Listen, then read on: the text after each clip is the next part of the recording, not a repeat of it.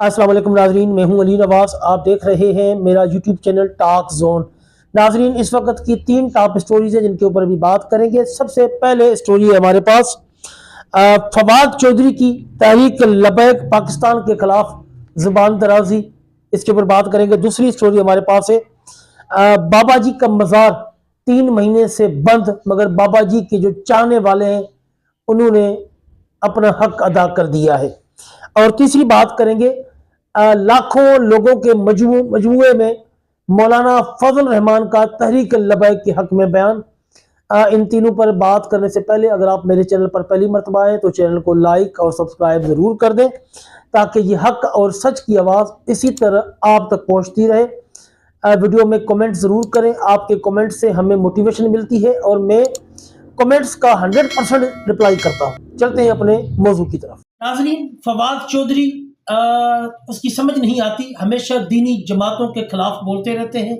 और पिछले दिनों भी उनका एक जो बयान था वो वायरल हुआ था, जिसमें उन्होंने कहा था कि पाकिस्तान में शराब खाने खुलने चाहिए। समझ नहीं आती कि ये बंदा किस तरह के बयान देता है, एक मुसलमान मुल्क में रहकर और मुसलमानों के दिल आवरी करता है और आईन पाकिस्तान की भी खिलाफ वर्जी करता है और खुल्लम खुला खिलाफ वर्जियाँ करता है। लेकिन इसको नकेल डालने वाला बंदा कोई भी नहीं है, ना ही कोई उलमा कराम इसके ऊपर बोलते हैं, ना ही कोई अदालतें इसके ऊपर नोटिस लेती हैं कि एक आईन पाकिस्तान में शराब हराम है, लेकिन ये अब शराब खाने खोलने की बात करता है।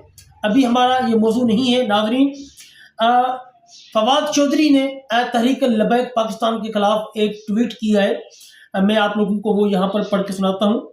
लिखा है, पाकिस्तान का सबसे बड़ा मसला यह है कि मजहबी शिद्दत पसंदों को मसलहत के तहत यूज्ड एंड अब्यूज किया जाता है। कल फिर ज़रूरत पड़ेगी तो इस्तेमाल करेंगे का उसूल है कि ख़त्म ही नहीं होगा। यानी कि उन्होंने कहा है कि जो मजहबी जमातें हैं इनको इस्तेमाल करके फेंक दिया जाता है, लेकिन फिर दोबारा ज़रूरत पड़ती है, फिर इनको इस्तेमाल किया जाता है, फेंक दिया जाता है, लिहाजा इनकी ज़रूरत पड़ती रहती है। उम्मीद थी कि हुकूमत तहरीक लबैक के खिलाफ इतनी वाज़ेह कार्रवाई के बाद पार्टी पर पाबंदी भी लगाएगी, लेकिन हुकूमत की तमाम तवज्जो तहरीक इंसाफ पर है और टीएलपी को बहैसियत सियासी जमात अभी भी सरकारी तहफ़्फ़ुज़ दिया जा रहा है। यानी कि उसका मकसद यही है कि तहरीक लबैक को कुचल डालो, ख़त्म कर डालो। इनके कारकुनों को और कायदीन को जिंदा रहने का कोई हक ही नहीं है। ये कैसी बातें कर रहा है, मुझे समझ नहीं आती कि ये किस तरह का बंदा है। लगता है कि ये किसी दीनी घराने में पैदा नहीं हुआ कि इस तरह की बातें कर रहा है, वो भी दीनी जमातों के खिलाफ सरेआम। इस तरह लिखा, मजीद इसने लिखा है कि इसी तरह लबैक की लीडरशिप को नामालूम रखने का कोई जवाब नहीं।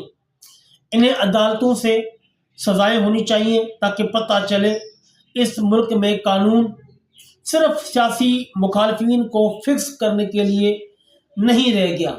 मैं यहाँ पर फवाद चौधरी साहब को याद करवा देना चाहता हूँ कि 9 मई के केसेस में और जितने भी बाकी तोड़फोड़ के केसेस थे, इनमें आप भी मतलूब थे और आपको सिर्फ इस वजह से छोड़ा गया था कि आपने इमरान खान के खिलाफ लाताल्लुकी की थी, उसकी पीठ में छुरा घोंपा था और उसके खिलाफ आपने बातें की थी, इसलिए आपको छोड़ा गया है।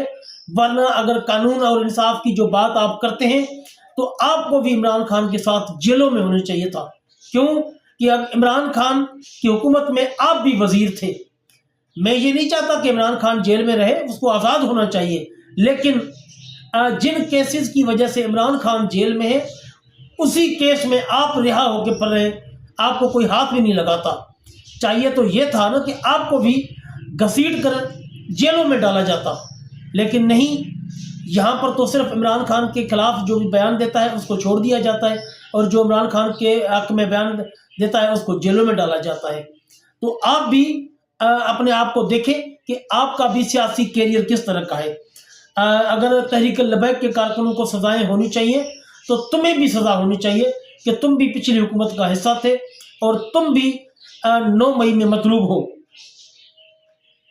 مزید ان کا کہنا ہے کہ اسلام آباد میں سرکاری زمینوں پر جتھوں کے قبضے بھی ختم نہیں کروائے جا رہے، جو افسوسناک ہے۔ اب جتھوں کے قبضے مجھے سمجھ نہیں آتی یہ کس طرح کی بات کر رہا ہے اور کون سے قبضوں کی بات کر رہا ہے۔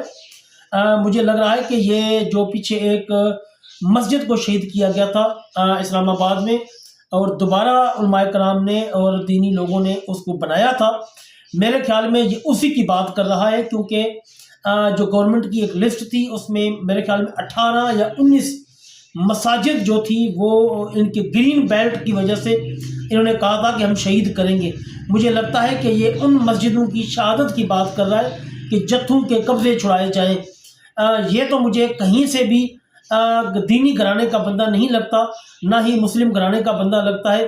مجھے تو لگتا ہے کہ یہ انڈیا سے آیا ہے اور انڈیا کا ہی بندہ ہے۔ برائے مہربانی حکومت پاکستان اس کو پارسل کرے، جہاں سے آیا ہے اس کو وہیں پہ بھیجے۔ ناظرین چلتے ہیں اپنی دوسری خبر کی طرف۔ بابا جی کا مزار 3 مہینے سے بند ہے۔ حکومت پاکستان نے اس کو سیل کیا ہوا ہے، چاروں طرف سے کھارا در تاریں لگائی گئی ہیں اور پولیس کی نفری بھی وہاں پر موجود ہے۔ کسی بھی بندے کو یعنی کہ قریب جانے کی اجازت نہیں ہے، لیکن اس کے باوجود جو بابا جی کے چاہنے والے ہیں وہ مزار تک پہنچے ہیں، اور انہوں نے کیا کارنامہ سر انجام دیا ہے میں آپ لوگوں کو یہاں پر بتانے اور دکھانے جا رہا ہوں۔ جیسا کہ آپ سب کو معلوم ہے کہ ثانیہ مرید کے بعد بابا جی علامہ حافظ خادم حسین رضوی صاحب کا مزار حکومت پنجاب نے سیل کیا ہوا ہے، مگر بابا جی کے جو چاہنے والے ہیں انہوں نے بابا جی سے اپنے عشق کا حق ادا کر دیا ہے، اور بابا جی کے مزار مبارک کے باہر پھولوں کے گلدستوں کے ڈھیر لگا دیے ہیں۔ آپ میری ویڈیو میں بھی دیکھ لیں گے، میں آپ لوگوں کو وہ ویڈیو یہاں پر دکھا دوں گا۔ بابا جی نے کیا خوب کہا تھا اپنی زندگی میں کہ اگر دین دا کم کریے تو دین کدی کنڈ لگن نہیں دیتا۔ یقیناً بابا جی کی جو دینی خدمات ہیں، بابا جی کو اب جو ہے وہ دنیا دیکھ رہی ہے کہ بابا جی تو دنیا میں نہیں رہے، لیکن ان کے مزار اقدس کے باہر لوگوں نے گلدستے رکھنے شروع کر دیے ہیں، اور حکومت پاکستان کی طرف سے وہاں جانا منع ہے، اس کو سیل کیا گیا ہے، لیکن لوگ ان کی مزار کے احاطے میں پھول رکھ کے یہ بتا رہے ہیں کہ ہم کل بھی بابا جی کے مشن کے ساتھ تھے، آج بھی رضوی مشن کے ساتھ کھڑے ہیں۔ آپ یہ ویڈیو ملاحظہ فرمائیں۔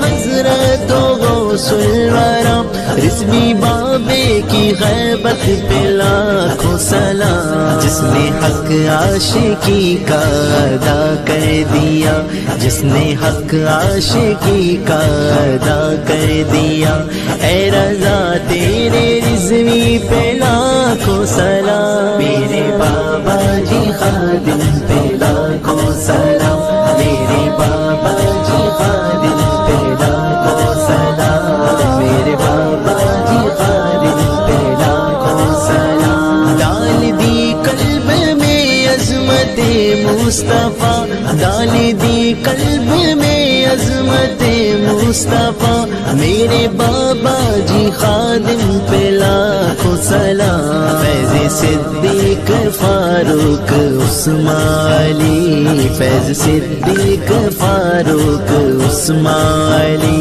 رضویوں کے مقدر پہ لاکھوں سلام، میرے بابا جی خادم پہ لاکھوں سلام، میرے بابا جی خادم۔